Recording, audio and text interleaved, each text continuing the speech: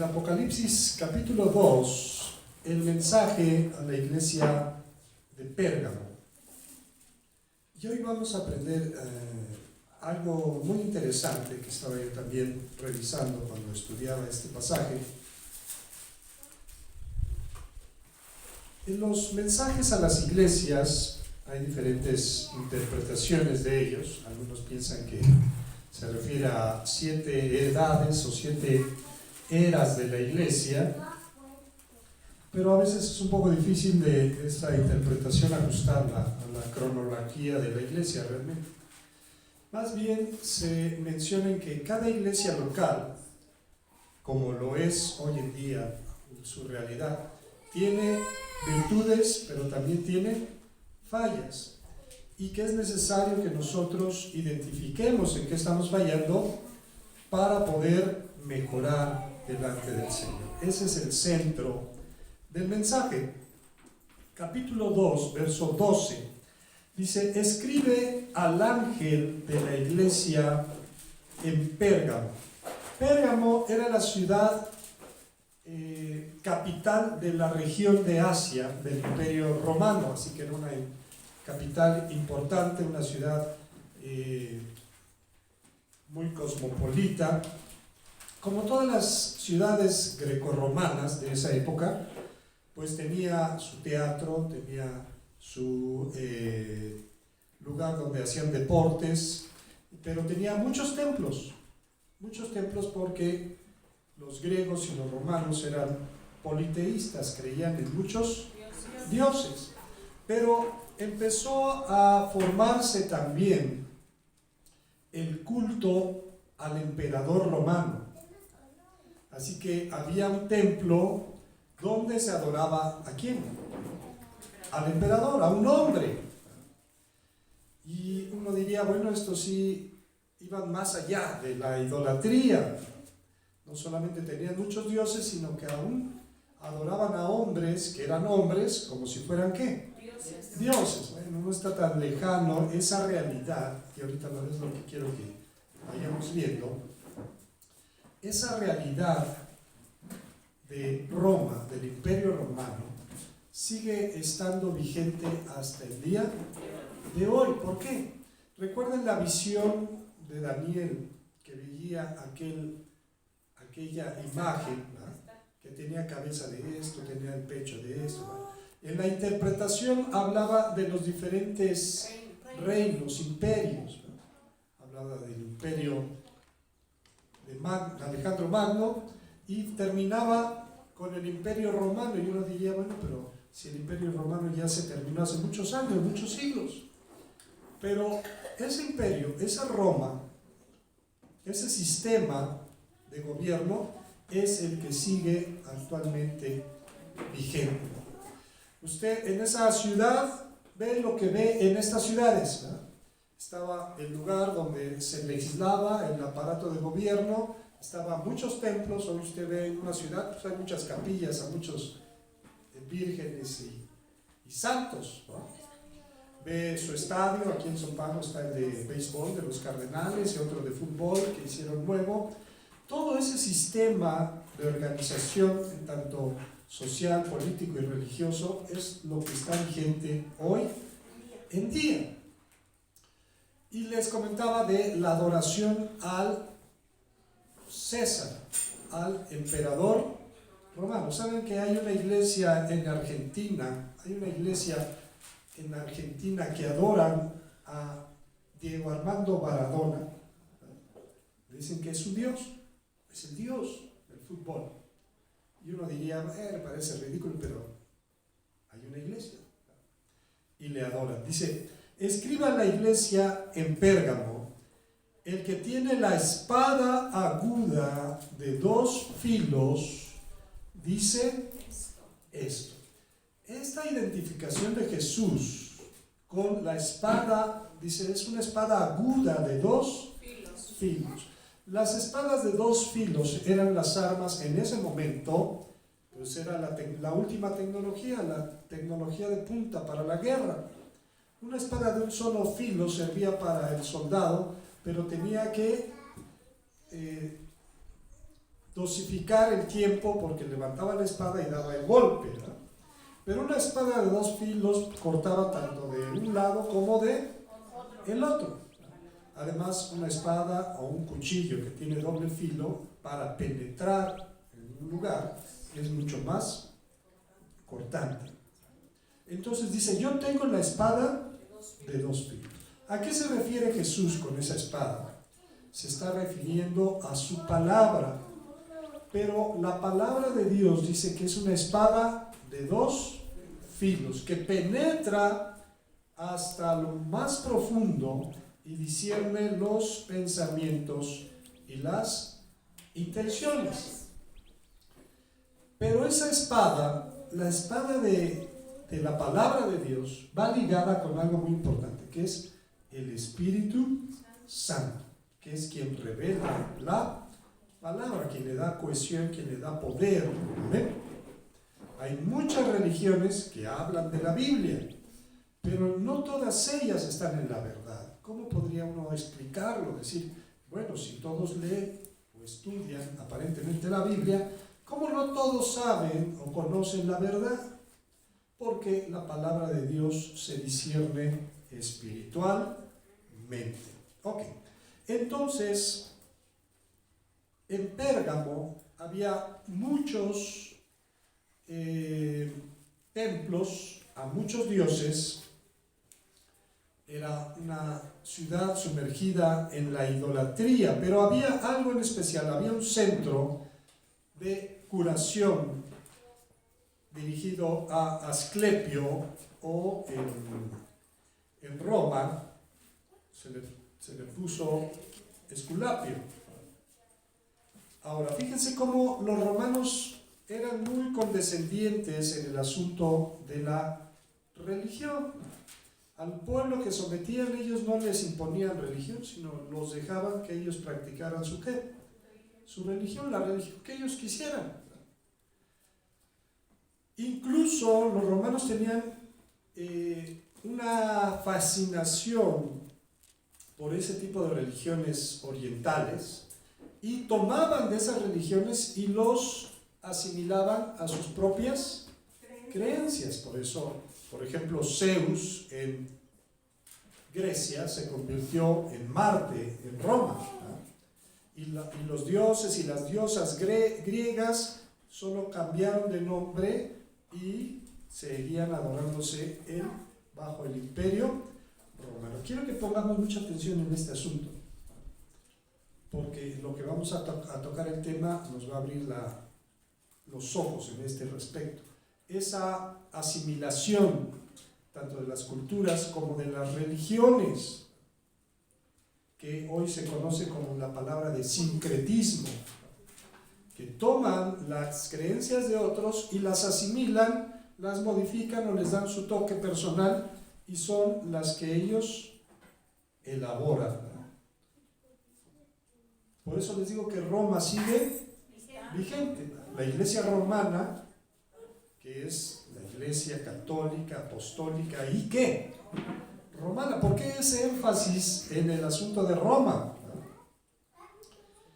Porque asimilan costumbres, asimilan creencias, les dan un toque y las convierten como si fuera algo bíblico. En el cerro de Tepeyac se adoraba una deidad pagana que se llamaba Tonantzin, que iban de todos los pueblos a hacer una peregrinación tal fecha a ese lugar y se llenaba ese lugar. Entonces los católicos, los jerarcas católicos vieron ese asunto y dijeron, pues vamos a darle una modificación, ¿verdad? Ahí pusieron una virgen morena, ¿verdad? Y sigue las mismas prácticas, solo con un toque, como si fuera cristiano, pero no lo es, ¿no? Ahora, los romanos tenían esa condescendencia con todos, pero donde chocaban, o donde chocaron, o donde siempre hubo conflicto, era con el pueblo judío, porque ellos solamente adoraban a ¿quién? A un solo Dios. Para los romanos era algo ridículo. ¿Cómo iban a adorar un solo qué? un solo Dios. Esa parte, esa religión particular, ellos no la podían asimilar porque ¿qué significaría? Renunciar a sus propios ¿qué? Dioses y tener ahora un solo Dios que prohíbe la adoración a cualquier otro Dios. Entonces estamos aquí en Apocalipsis capítulo 2.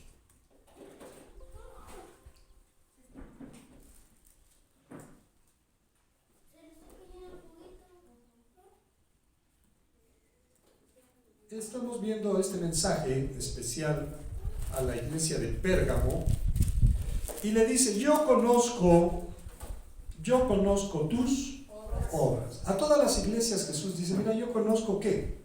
Tus obras. Ya hemos hablado acerca de eso, solamente voy a mencionarlo brevemente, ¿no? Ser cristiano no significa decir que soy cristiano. Ser cristiano tampoco significa ir a una iglesia.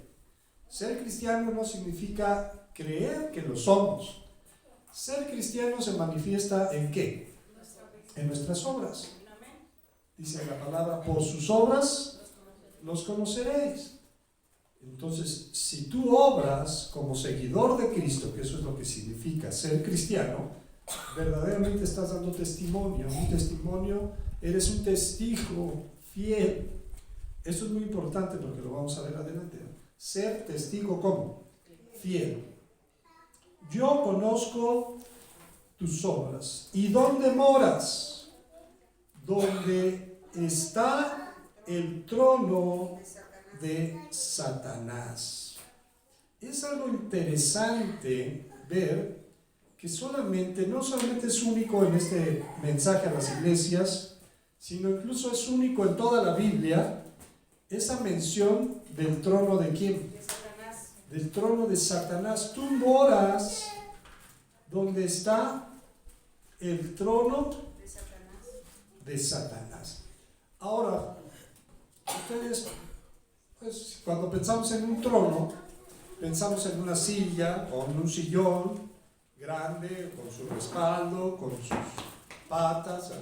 Puede estar adornado, pero usted puede tener un sillón en su casa, aquí podemos tener un sillón, ¿no? ¿Qué hace diferente un trono de una silla o de un sillón? ¿Qué es lo que lo hace diferente? La autoridad, el poder que representa, lo que hay detrás, ¿verdad? Entonces, dice, tú moras donde Satanás tiene su ¿qué? Su trono. Ahora, Satanás es un ser espiritual, él no necesita algo físico, pero se refiere a un dominio, a un poder. Hay algunas interpretaciones que hablan de esto y tratan de discernirlo por la ciudad específica de Pérgamo. Pero esto está simbolizando que la iglesia, como Jesús lo dijo, nosotros estábamos en el mundo, pero no éramos ¿de dónde? Del mundo. Satanás es el príncipe ¿de dónde? De este mundo. De este mundo. Es donde tiene su autoridad, su poder, su trono.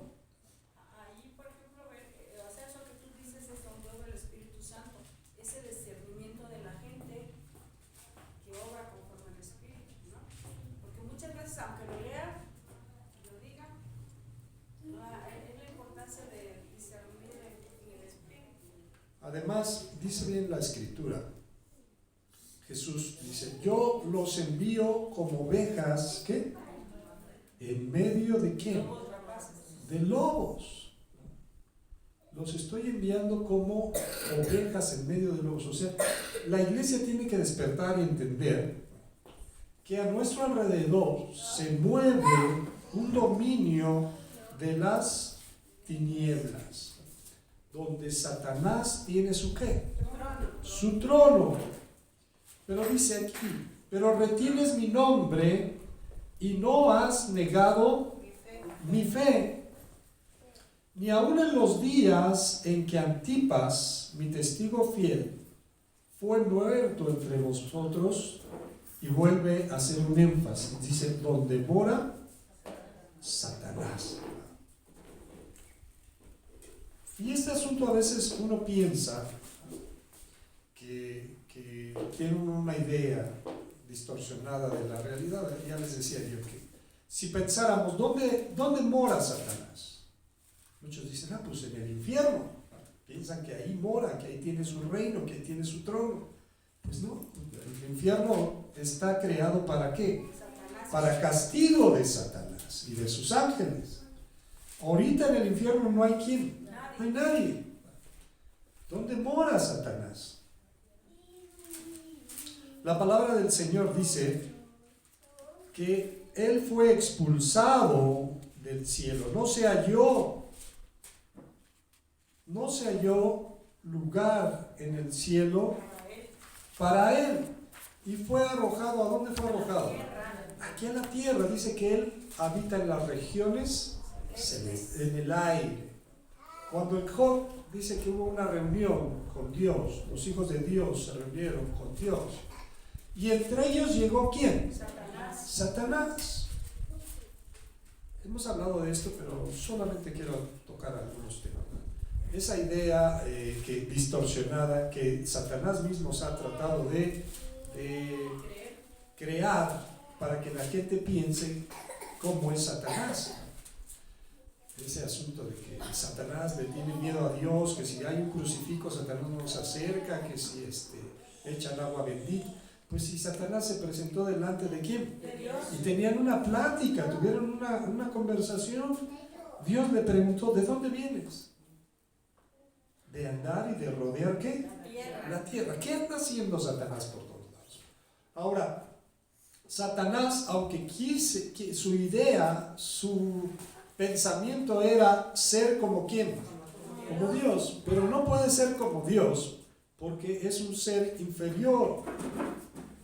¿Qué quiere decir? Dios tiene el poder de crear. Satanás no tiene forma de qué?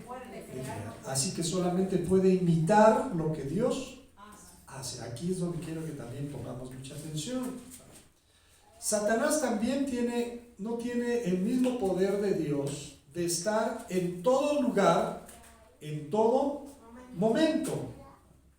Satanás es un ser que tiene que desplazarse, tiene que moverse y no puede estar en toda la tierra al mismo tiempo. Y diría uno, bueno, entonces ¿cómo opera? Bueno, tiene toda una red de operación, porque no se vino solo Satanás, sino que se trajo una tercera parte de los ángeles de Dios, de ángeles que cayeron en rebelión. Entonces, Satanás tiene este dominio en el mundo. ¿Cómo opera ese dominio? Es lo que vamos a ver. Les dice, mira, pero tengo que tú retienes, le dice a la iglesia, retienes mi nombre, o sea que te mantienes en la fe y no has negado mi fe, ni aun en los días en que Antipas, mi testigo fiel, fue muerto entre vosotros, y vuelve a enfatizar donde mora. También este personaje, Antipas, si usted lo investiga, hay una tradición antigua que habla de que era el obispo de Pérgamo, que fue muerto, hervido en una olla de bronce en forma de toro. Pero la Biblia no menciona más acerca de este personaje. Y sin embargo, esto enseña algo poderoso. Ha habido mucha gente que ha sido fiel a Dios y que ha tenido que morir por esa fidelidad aquí. Aunque se le reconozca, aunque se le haya puesto una placa o no, aunque la gente ya la haya olvidado. Este hombre representa a todo aquel que fue fiel. Dice, séme fiel ¿hasta dónde? Hasta la muerte. Y te daré La corona de la vida. la corona de la vida. Y Jesús da testimonio. ¿Por qué es importante el testimonio de Jesús? Jesús dijo, miren, al que me negare delante de los hombres, ¿qué va a pasar? Yo también le negaré delante de los ángeles de Dios. Y dice, al que me confesare delante de los hombres, ¿qué va a ocurrir? Yo también le voy a confesar. Este Antipas, dice, es mi testigo ¿qué? Fiel. Y fue muerto por causa de esa fidelidad ¿a quién? a Dios. ¿Amén? Así que el trono de Satanás se refiere a lo siguiente también. Estaba estudiando esta parte y les decía que entre todos los templos que había en Pérgamo, había uno que era de curación. Los enfermos iban a curarse. Este templo estaba entre la religión y la ciencia, porque un médico muy famoso llamado Galeno, ahí tenía su escuela de medicina. Él mismo era el médico de cabecera del emperador Galeno. Cuando se le dice a los doctores, a los médicos, los galenos, ahora sabe usted por qué se le dice qué, galeno. Usted también ha visto cuál es el símbolo de la medicina. Las escuelas, los doctores traen siempre un símbolo, una vara con dos serpientes enrolladas que quedan de frente y detrás unas alas.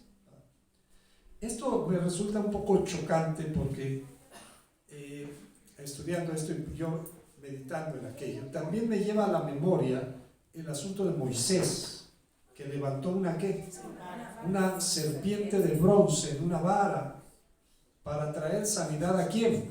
Al pueblo. Resulta que el pueblo de Israel en el desierto nuevamente hizo enojar ¿a quién?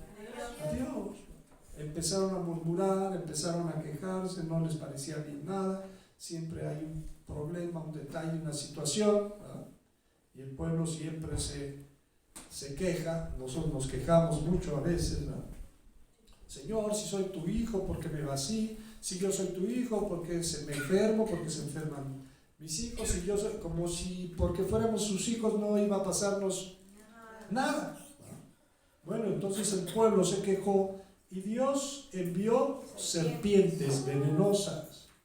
Y el pueblo empezó a morir porque las serpientes mordían, picaban, mordían, inyectaban el veneno y la gente moría. Entonces el pueblo se arrepintió y fue con Moisés y le dijo que clamara a Dios para que cesara la mortandad. Entonces Dios le dio una instrucción a Moisés. Dice, funde una serpiente de bronce y levántala en una vara y ponla en medio del campamento, en un lugar alto, en un lugar visible. Todo aquel que fuera mordido por una serpiente, ¿qué iba a hacer? Al mirar solamente la serpiente de bronce, sería sano. Cuando Jesús dice de sí mismo, dice que es necesario que el Hijo del Hombre sea levantado como la serpiente, ¿en dónde? En el desierto, dando a entender que Él iba a ser levantado en un madero y que la fe, el mirar solamente, iba a traer sanidad a nuestra vida. Bueno, entonces como Satanás es imitador, ¿verdad? Él en esta religión pagana hablaba también de lo mismo, de la serpiente levantada, donde la gente podía recibir sanidad. Los enfermos iban a ese templo y en ese templo había serpientes libres, pero esas serpientes no eran venenosas, eran serpientes libres y la gente iba ahí a buscar sanidad a su enfermedad, pero tenían que hacer algo, tenían que dormir en el templo con las serpientes. Ahora, la serpiente tiene también un sentido en el asunto del inicio del pecado. Dice que fue la serpiente la que habló con Eva, pero la serpiente no era el animal, sino era Satanás, que es el dragón, la serpiente antigua, dice en Apocalipsis. Entonces él mismo quiere que la gente le adore. Dios envió a su Hijo. Dice, por cuanto fue obediente hasta la muerte y muerte de cruz, Dios lo levantó ¿hasta dónde? Hasta lo sumo. Y le dio un nombre que es sobre todo, para que en el nombre de Jesús se doble ¿qué?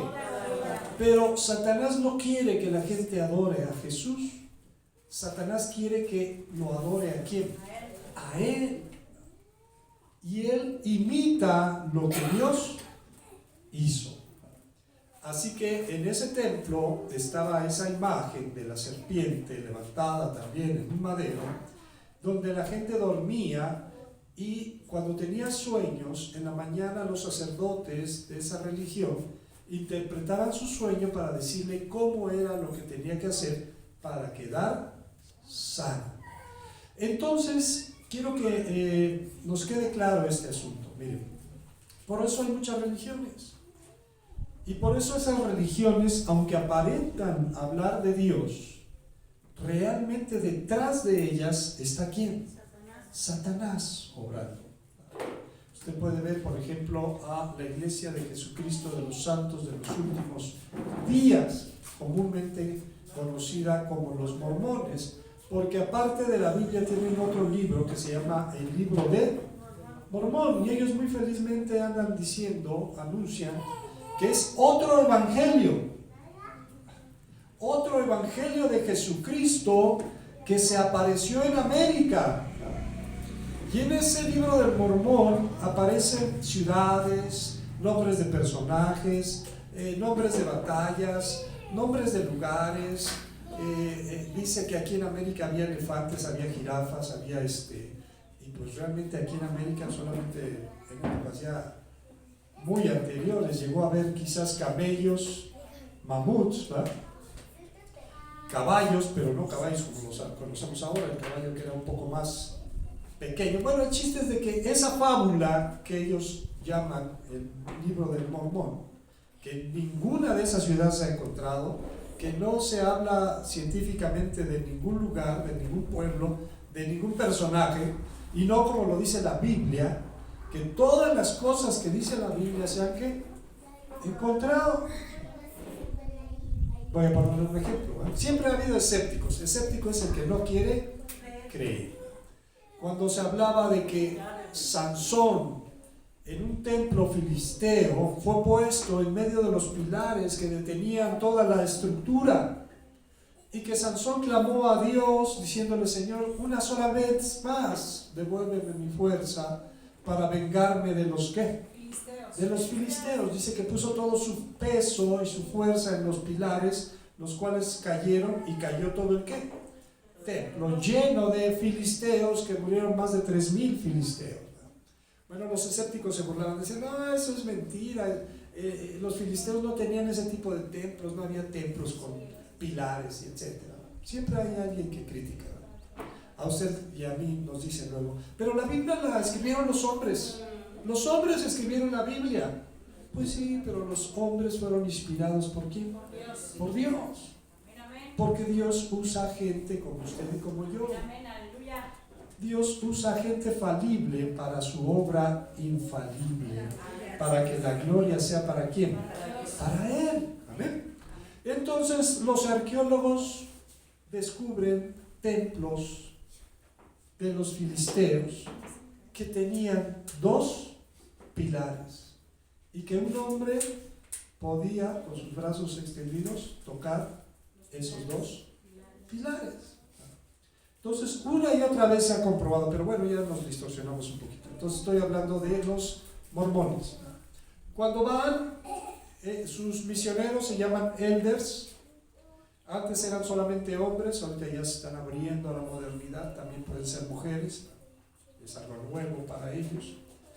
Y le hablan de Jesucristo, le hablan de que haga usted una oración, y que en esa oración usted va a sentir un fuego en su corazón que le va a mostrar que esa es la religión verdadera. Y le habla de Abraham, y le hablan de Lot, y le hablan de los personajes bíblicos, y le hablan de Noé. Todo pareciera que está ¿qué? Sus libros muy bonitos, muy bien ilustrados, igual que los de los testigos de Jehová. Pero si ya les escarba a la gente más allá, ellos piensan que Jesús y Satanás son hermanos, y que Dios era un hombre que llegó a ser ¿qué? Dios. Y que ellos quieren llegar a ser ¿qué? Por eso se conocen también como los fabricantes de Dios. Dioses. Y que Dios en el cielo tiene muchas esposas y tiene muchos hijos. Por eso ellos, ya está prohibido, pero había un tiempo en que los mormones tenían muchas ¿qué? Muchas mujeres. Lo que sí quieren es tener muchos ¿qué? Muchos hijos. Porque en eso están cumpliendo la voluntad de Dios que les dijo: id y echad la tierra. Bueno, entonces estamos hablando de que aparentemente hablan de Dios, pero detrás de todo eso está ¿quién? Satanás.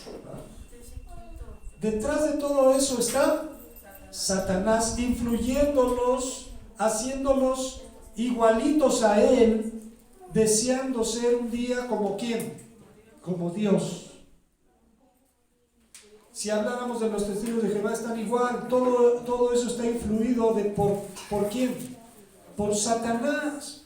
Estábamos tocando el tema de la Iglesia Católica, pues es lo mismo. Es Roma en la actualidad. En un lugar de Roma había un templo que se llamaba el Panteón. Hoy en día usted dice del Panteón, que pensamos donde se entierran a los que. Bueno, no, el Panteón era el lugar donde estaban todos los dioses y todas las diosas. Y había un nicho para todos los dioses y ahí se adoraban ¿a qué? A todos. Bueno, ese panteón, cuando se tomó a la religión cristiana como la religión oficial del Imperio Romano, ¿qué hacemos con todo eso? Dijeron, pues muy fácil, miren. Los dioses se van a convertir en santos. ¿Y las diosas se van a convertir en quién? En vírgenes. Y esto que era un templo pagano, ahora va a ser una iglesia cristiana. Y va a haber un sacerdote. Ah, caray, va a haber un sacerdote que va a oficiar todo este culto a el nuevo panteón que ahora va a ser los santos y las vírgenes. Entonces, esa es la forma en que Satanás tiene su poder sobre la gente, impidiéndoles conocer la verdad, llegar al conocimiento de Dios para que no se salven, y distorsionando su entendimiento, su razón, para que le adoren ¿a quién? A Él.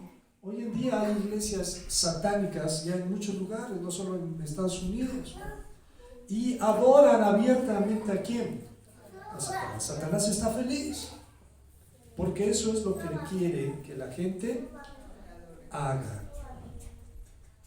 Sin embargo, dice el 14, pero tengo unas pocas cosas contra ti, le dice a la iglesia de Pérgamo. Lo felicita porque no ha negado la fe, porque se ha mantenido firme, aun cuando pasaron tribulación, incluso de muchos de ellos fueron enviados a la muerte. Pero dice, yo tengo algo en contra de ti.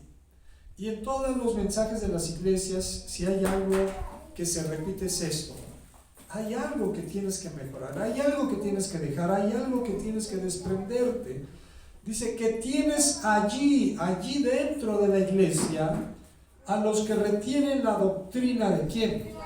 De Balaam, que enseñaba a Balac a poner tropiezo ante los hijos de Israel, a comer cosas sacrificadas a los ídolos y a cometer fornicación. Ahora, si vamos a estos personajes, Balaam y Balac. Balaam era un profeta de Dios, pero un profeta de Dios que fue sobornado por las cosas materiales. Balac era un rey y fue a mandar a Balaam, que era profeta, y le dijo: ven, mira, maldíceme al pueblo de Israel y yo te voy a dar riquezas. Y él le pedía a Dios autorización para maldecir al pueblo de Israel, pero Dios no le daba ¿qué? Permiso. Dice: no, tú incluso no vas a maldecirlo, lo vas a ¿qué? A bendecir. Pero Balaam insistía y Balaam se dejaba Porque él no pudo haber dicho, no, sabes que ya el Señor me dijo que no. Mira, vámonos de este lado, ahora maldícemelo por este lado, a lo mejor ahí sí me lo vas a poder, ¿qué? Maldecir. Y Balaam lo hacía porque él tenía ganas de las riquezas que Balac le ofrecía. Hoy en día, muchos que se llaman, o sea, te denominan ministros, dice, su Dios es su propio vientre, que solamente piensan en lo que, en lo material. Hay cada ridículo que hay, sale en las redes sociales, que habla de cada cosa, y uno dice, bueno, ¿cómo es posible que haya gente que les crea? Y les creen. Y hay lugares que están llenos y dicen cosas absurdas y la gente sí, ¿no? Están felices. Dice que habrá días en que no sufrirán la sana doctrina, sino que se amontonarán maestros conforme a sus propias concupiscencias. Mira, Dios te quiere prosperar, te quiere bendecir, y este día va a ser de liberación para los emprendimientos, y la gente ahí está feliz, porque es lo que quiere ser rico, ¿ah? Pero cuando se habla del pecado, que dejes la maldad y que te arrepientas delante de Dios, eso no le gusta a la gente. Mejor me voy a donde hablan de cosas que sí que sí me gustan. Bueno, eso Dios lo va a demandar de la propia iglesia, porque dice por ahí un dicho, y dice bien, no tiene la culpa el indio, sino el que lo hace, compadre. ¿Qué quiere decir esto? Mira, si hay alguien que está mal, aunque se llame pastor, aunque se llame profeta, aunque se llame apóstol, se puede llamar lo que quiera, pero si tú estás ahí congregándote, pues por eso traemos nuestra ¿qué? Biblia. O sea, no venimos aquí nada más a ver si yo digo un disparate, usted lo va a creer. Usted tiene que corroborar lo que yo le estoy diciendo con lo que dice la palabra. Y ahí la gente podría decir, oye, amigo, lo que estás hablando no está conforme dice la palabra. Pero se amontonaron maestros conforme a sus propias concupiscencias. Aquí lo hablaba como diciendo, comer las cosas sacrificadas ¿a dónde? A los ídolos. Y a cometer ¿qué? Fornicación. Prácticas sexuales que no están permitidas ¿por quién? Por Dios. Y también no solamente tenía esos que andaban tras el dinero, también tienes a los que retienen, a los que se han apropiado de una enseñanza, dice la doctrina de los nicolaitas. La que yo, ¿qué dice que hace? La que yo aborrezco. La que yo aborrezco. ¿Qué doctrina? También hay una serie de enseñanzas acerca de los nicolaitas. Pero la palabra en hebreo de nicolaita habla precisamente de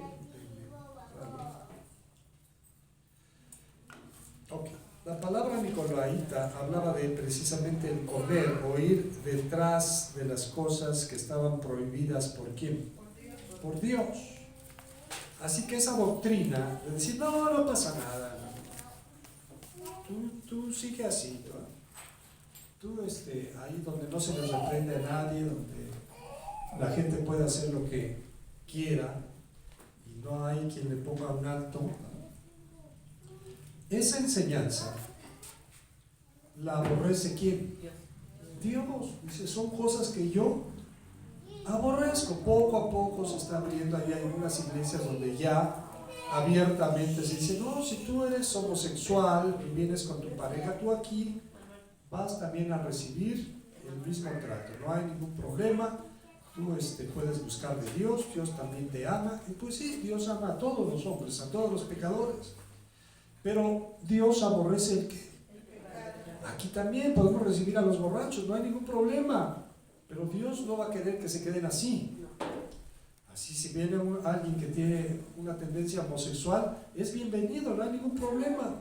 Pero Dios va a tratar en su corazón y va a limpiar esa tendencia del pecado, porque la homosexualidad es pecado ante los ojos de Dios. Dice, retienes a los que tienen la doctrina de ¿quiénes? De los nicolaitas, la que yo también aborrezco. ¿Qué es lo que quiere Dios de esa iglesia? ¿Qué es lo que quiere Dios de nosotros? Por tanto, arrepiente. No le está hablando a gente que no conoce de quién. No le está diciendo a los pecadores, a los idólatras, a aquellos que no conocen de Dios. Le está diciendo a la iglesia, mira, has dejado entrar cosas que no están bien en tu vida, en tu mente, en tu matrimonio, en tu familia. ¿Qué tienes que hacer? Arrepiéntete. Pero hay una advertencia, dice, pues si no, vendré pronto y pelearé contra ellos, o sea, con esos que están mal, contra ellos con la espada de mi boca. Recuerden que Jesús va a vencer a Satanás con la espada de su boca. Quiere decir que va a haber castigo. Y dice la palabra de Dios que el juicio empieza ¿en dónde? En su casa. El que tiene oído, ¿qué debe de hacer? Oiga, escuche lo que el Espíritu dice a las iglesias. Este mensaje se repite en todos los casos de las 7 iglesias de Apocalipsis.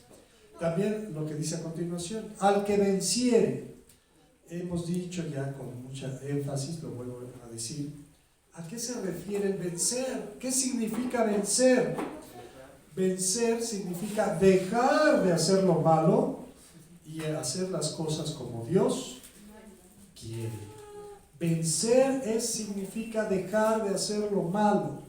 Al que venciere, al que tiene Dios ese valor, al que tiene ese valor para obedecer ¿a quién? No importa que tenga que dejar muchas cosas. Daré a comer, ¿cuál? El maná escondido. ¿A qué hace referencia esta frase? El maná escondido.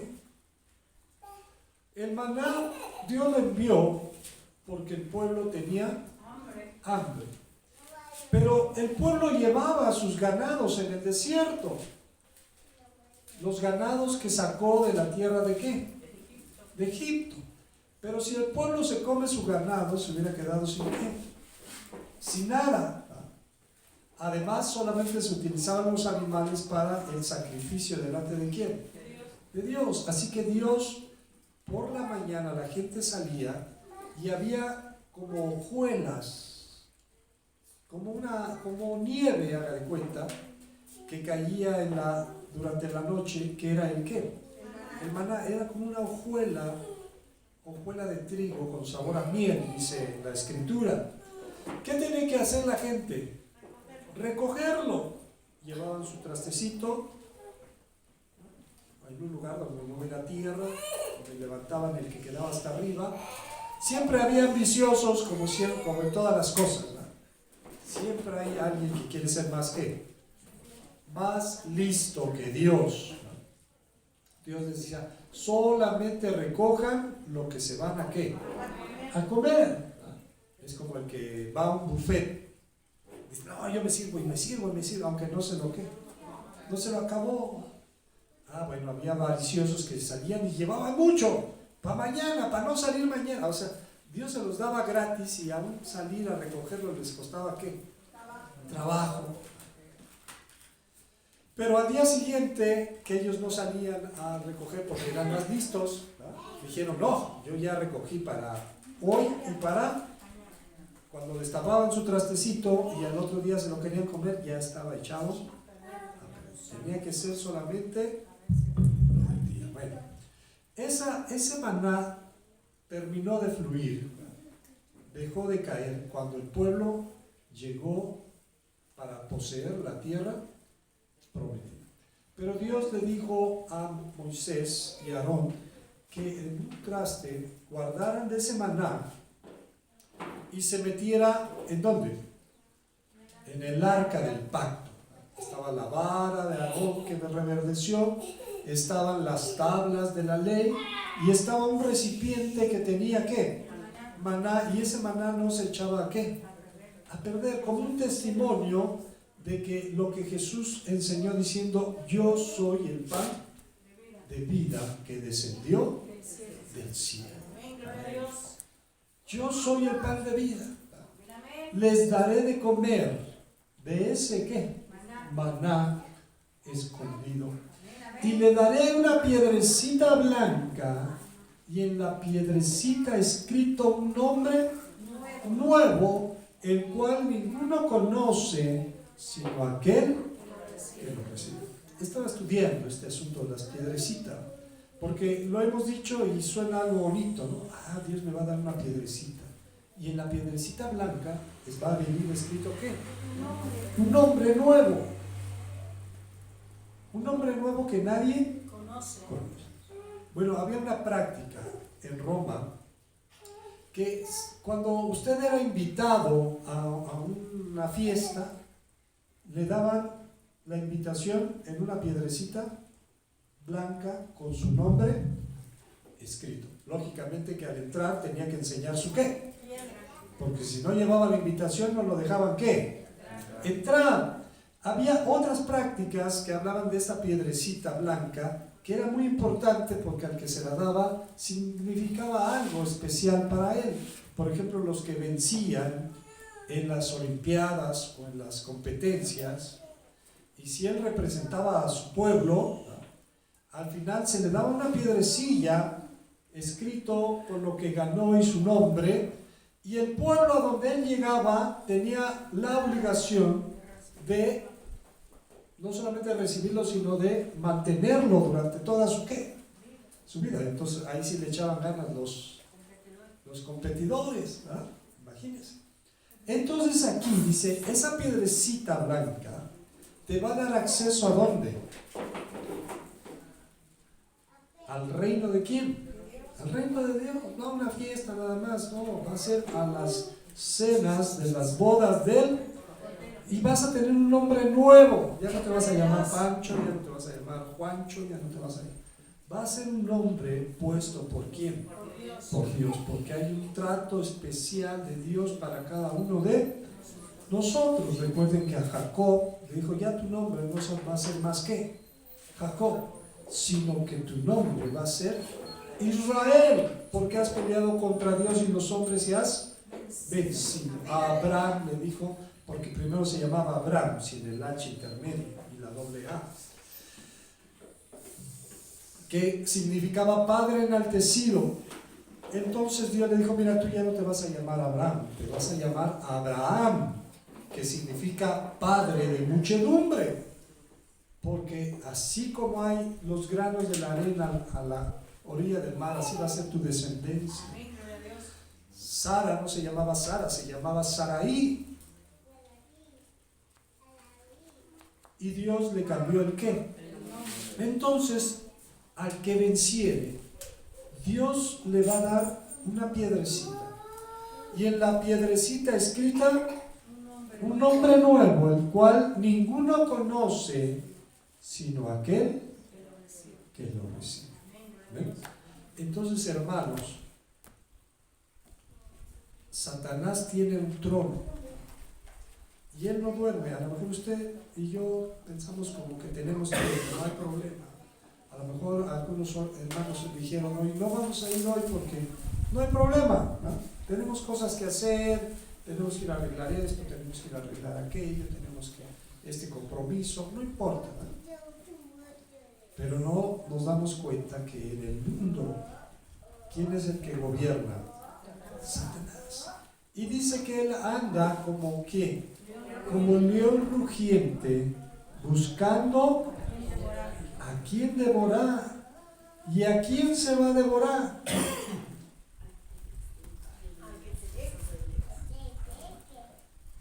Al que se deje, dice el versículo. Al que esté fuera del abrigo del Altísimo. Dice: el que habita al abrigo del Altísimo morará bajo la sombra del Omnipotente. Amén. Entonces, muchos dicen, no importa, echamos un clavado al mundo ahorita, no pasa nada, pero ten cuidado, dice, porque entonces no está siendo como ese Antipas, que dice que era el testigo, ¿un testigo qué? Un testigo fiel. Un testigo fiel. Jesús dijo, vosotros sois mis testigos. Jehová también lo dice, vosotros sois mis testigos. Estamos dando ese buen testimonio delante de Dios al que venciere, dice. Al que venciere. Amén.